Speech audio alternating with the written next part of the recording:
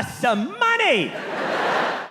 Hello friends, hello strangers. Okay, so now we're gonna get into the topic that won the poll in the FAQ video. Apologies for the holdup. I didn't want to make it seem like I didn't want to discuss this because it is definitely a topic that's worth covering, no matter what Nickelodeon might think. Side note to Rise fans and TMNT fans in general, it is very likely that nothing you hear in this video is anything you don't already know. So Ninja Turtles was always one of those properties that was in the background of my childhood. Like Pokemon, I was aware of its existence and I indulged in it from time to time, but it was never something I actively, consistently consumed. I watched a bit of the 03 show, then some of the 2012 show, and that was about it. And it wasn't like I never attempted to get into TMNT at all. I gave each series the good old college try and even indulged in some of the comics as well. I did not, however, see any of the movies cause the Turtles just never seemed like something that had to be brought into live action. So I had a good sampling platter of Turtle content and a good portion of it was good, but I still couldn't really get a taste for it. Then the latest iteration, Rise of the TMNT, came out and for a while it was business as usual for me. I mean, I did like the change in art direction, but it still didn't seem like something I would actively consume. Then I saw this clip. Buy me some time!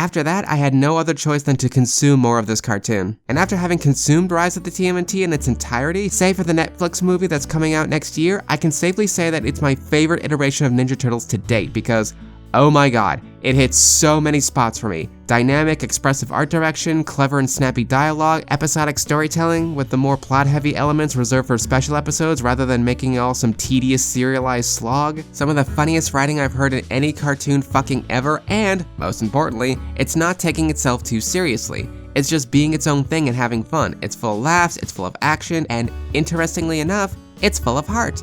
And before we go any further, I'm just gonna get the generic questions out of the way. My favorite turtle in the show is Donnie, my favorite episode is Clothes Don't Make the Turtle, with Layer Games being a close second, and my favorite villains are Big Mama and Hypno. It is to my understanding that there are people in the Turtle fandom that dislike Rise of the TMNT, with criticism that basically just boils down to it being too different or too goofy. Yeah, so apparently there is such a thing as too goofy for a property called Teenage Mutant Ninja Turtles. A title that absolutely demands the most straight-faced realism from the creative team, of course. I mean, never mind that the original comic that started it all was a satirical piece that poked fun at the over-edgy comics back in the day. Now, what truly matters are the installments that took the satirically dark tone and played it completely straight. That's the true spirit of the Ninja Turtles. Now we can talk about the unfortunate subculture that demands that all animated properties be super serious all the time, by which they actually mean superficially edgy so they don't feel insecure about liking children's properties. But those people are dumb and stupid, and I kinda hate talking about them, so I'm gonna move on to the other non-criticism of Rise being too different. Now there is such a thing as change for the sake of change being a bad thing, and there is a case to be made for if it ain't broke, don't fix it, for a number of properties. However, in the case of Rise, while it is quite a departure from most of its predecessors, I would argue that it's a necessary one. Again, my collective knowledge of the franchise is limited, but from what I can gather, most Ninja Turtles stories kind of follow the same rhythms. You got your staple dynamic with the Turtles, Leo the stoic leader, Raph being the hothead, Donnie being the nerd, Mikey being the goofball. You got Splinter being a mentor/dad. You got April being the token human before Casey shows up. You got Monsters of the Week, and you got Shredder and his Foot Clan being their evil selves. Best I can tell, most properties tended to stick to that basis and scarcely try anything new. The most that changed between each installment was the tone, the monster lineup, and Shredder's biology. And that's not a lot of variety for a 30+ year property with multiple continuities. Then Rise fucking steps up to the plate and turns everything on its head in the best possible way. Hot-headed Raph, we're gonna make him the leader of the series as well as the most wholesome lug you've ever seen. Stoic, no-nonsense Leo, he's an overcompensating braggart. Nerdy old Donnie, he's a friggin' amoral mad scientist who has some of the best lines in the entire show. Seriously, Rise Donnie is my favorite turtle. Mikey the goofball, he's so fucking baby in this show. Oh my god, look at him, he's so baby. Look at how baby he is. April is a fucking delight from start to finish, and her friendship with Donnie in the show is leagues above how they were portrayed together in the last show. Splinter is dad-botting all over the place, and he has an ex-girlfriend who is like if Kingpin fucked Shelob. The ninja weapons? Fuck it, they get magic weapons, and then they get their own magic powers to make new magic weapons. The Foot Clan operates out of a fucking shoe store. There's a secret society of yokai living in Hollow Earth and shit. There's a recurring villain named Hypnopotamus. Hypno-fucking-potamus. God, I love this show. Oh, and lest we forget how they turned Shredder into the fucking Lich King. The completely off-the-rails attitude this show has is just so endearing to me. It plays so fast and loose with the source material as well as stuff from its predecessors, you can't help but get swept up in the mayhem. Cause look at mayhem, what a good mythic pupper.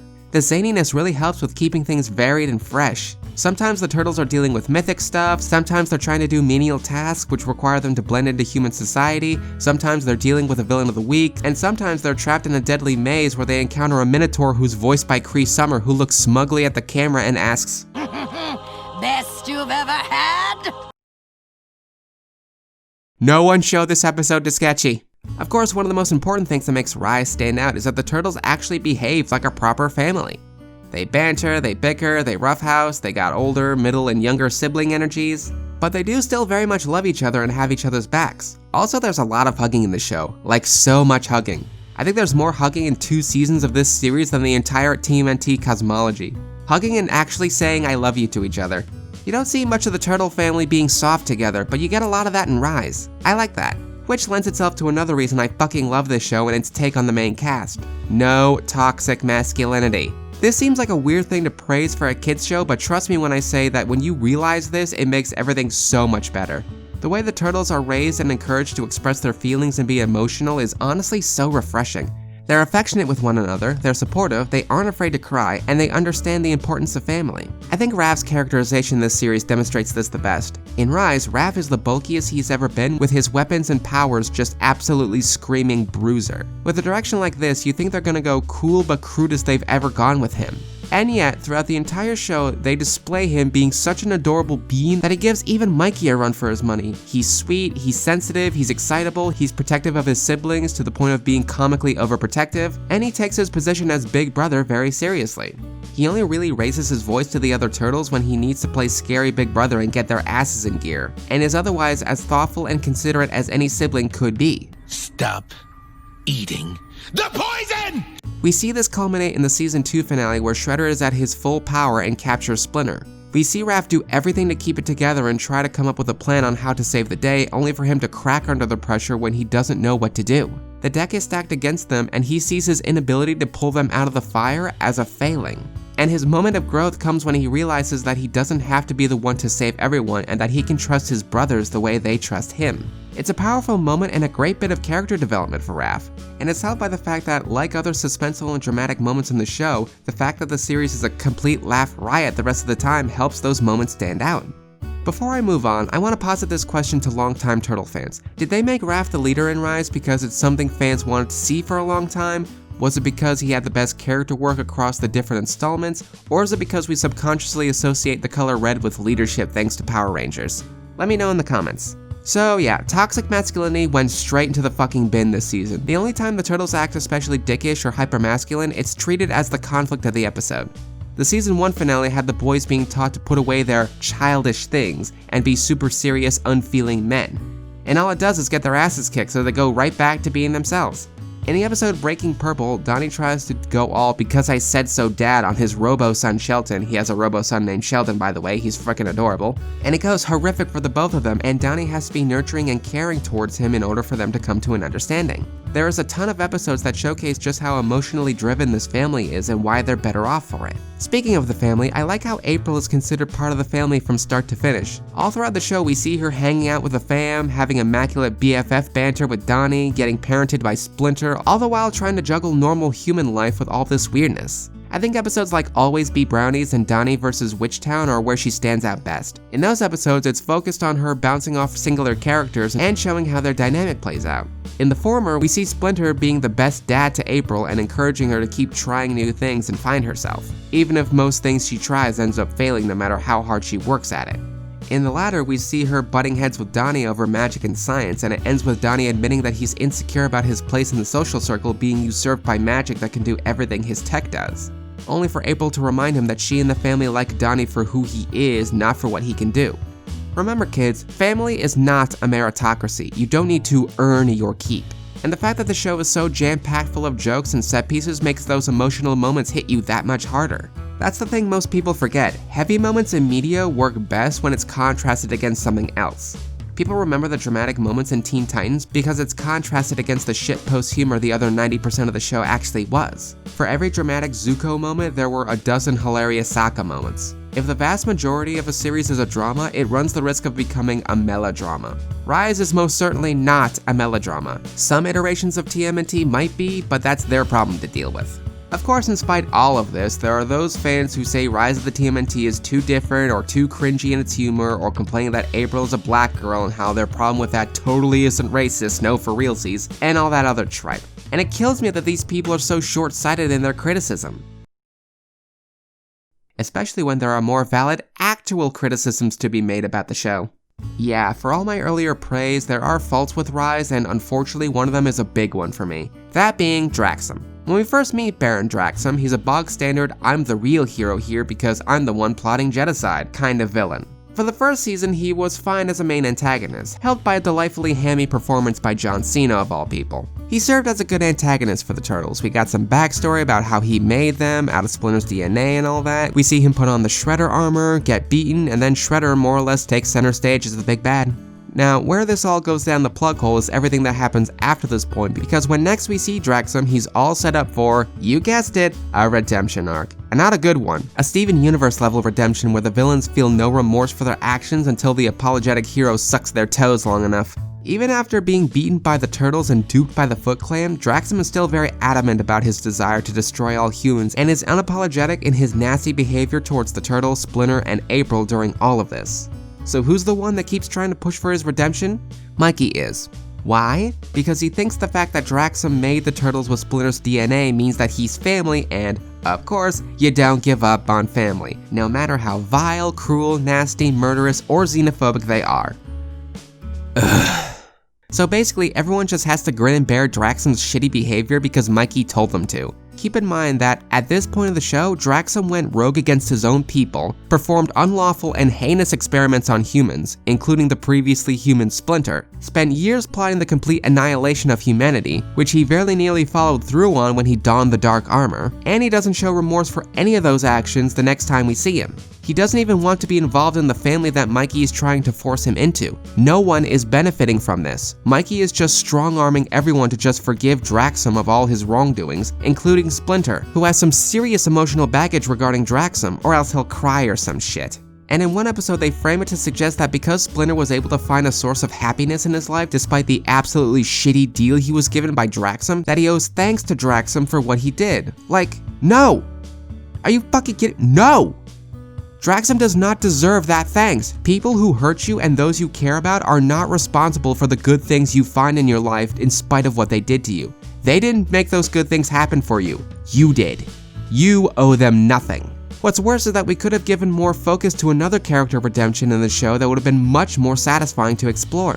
The Foot Clan recruit, who we come to learn is Casey Jones by the series finale, has made several appearances throughout both seasons and is the most delightfully over-the-top try-hard teenager who is all about world domination. I fucking love this child. I love her. I love her over-eagerness to be evil, I love how the animation complements how extra she is, and I love the ham and cheese sandwich performance by Zelda Williams. My fury is unbridled and ready for You resurrected Shredder without me! Then in season 2, we get a single scene that sets up a redemption arc for Casey as Splinter tries to dissuade her from the path to evil. A plot point that isn't picked back up until the admittedly very rushed season finale. Now, season 2 has some problems in terms of time to execute the ideas for reasons we're gonna get into later, but the fact remains that Draxum had at least 3 episodes to flesh out his redemption, while Casey only had part of 1. The fact remains that despite their limited time frame, they could have easily given that development time to her instead of him. I mean, what's more wholesome and emotionally satisfying? The story of a genocidal zealot whose victims are forced to forgive him because family? Or the story about a wise mentor figure trying to help out a confused and misinformed kid? Because make no mistake, Casey is still very much a kid who simply has misconceived notions about how the world works and has fortunately not made any mistakes that take her past the moral event horizon. Taking the time to flesh out her character arc sounds like an infinitely better idea than trying to salvage Draxum, who afterwards is just used as a plot device whenever there's anything that involves mystic stuff. Yeah, I was praising Rise's emphasis on the importance of family earlier, but they do fumble a bit when it comes to the whole blood is thicker than water crap. Stuff like this is why The Owl House is still the better show. Yeah, I can only guess that someone on the team was pushing for Draxum to get more focus because he's an adult character and the furries could thirst over him without consequence. Though honestly, I'm not even sure those people on the team deserve even that much credit because there are times where the art direction is rather indulgent when it comes to portraying the turtles. As in the teenage turtles. As in minors.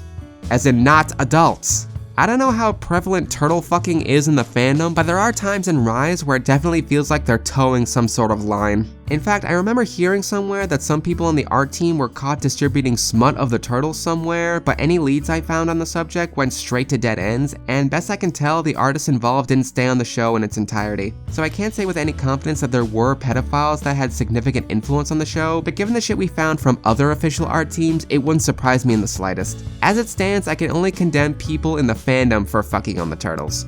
And that's it.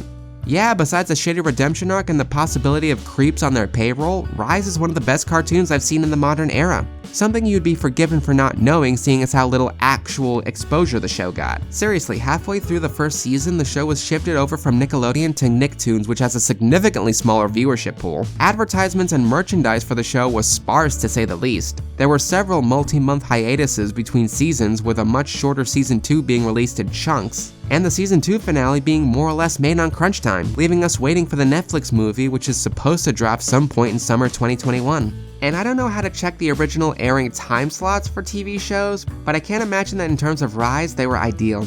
It's like that someone on Nick's staff was trying to get this show out the door as quickly as possible and with as little exposure as possible. Something that Nick has a reputation for, whether that reputation is earned or not. Well, to my knowledge, the exact reason for all this was never given. Maybe it had something to do with a change of management just as Rise was greenlit. Perhaps Nick was just acting preemptively to the tepid reception it initially received. Perhaps it's something else entirely. I don't know. I'm sure there are people out there who do know, but it's not me. And regardless of how lukewarm the reception started out, it's clear that the show does have a definite fan base that wants to see it continued. And I hope it does continue. I know it's up to the whims of executives that care more about the bottom line than anything else, but it's not like fans crying out for something is a useless tactic. In a recent online panel, the Rise team went on record saying that if fans want to see the show get renewed, to message Nickelodeon's parent company Viacom. So please do that. Go fill up Viacom's inbox / notifications / voicemail boxes or whatever, and tell them that we want more Rise. Show some love for the show with some official support, or give it a shot if you haven't already. It's honestly one of the best cartoons I've seen this side of the decade in spite of the few caveats holding it back. Oh, and keep an eye out for the Netflix movie. Odds are they might not even promote it. And because I don't really have a closer for this video, I'm just gonna end with this little clip. 2 minutes to midnight, maidens. Now, I don't want to act all self-important or hipstery here, but I'm pretty sure I'm the one person who watches this show that got that reference immediately. If you feel like proving me wrong, leave a comment. So yeah, toodles!